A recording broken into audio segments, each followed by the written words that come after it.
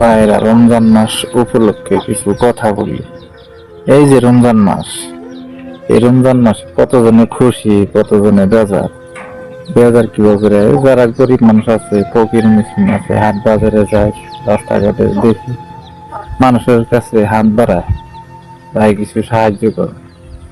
সারাদিন রোজা রাখে, তারপরে তো মন চায় যে আমরা ইফতারের টাইমে কিছু ফলমূল ইত্যাদি বস্তু দিয়ে ইফতার করি।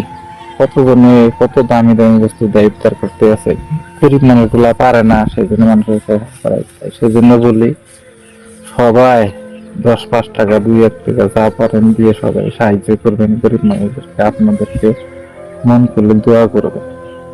আজকাল তো হাট বাজারে যদি বন্ধু বান্ধব নিয়ে যায়, হোটেলে গেলে তো 100-500 টাকা এমনি খরচা হয়ে যায়, তাই না?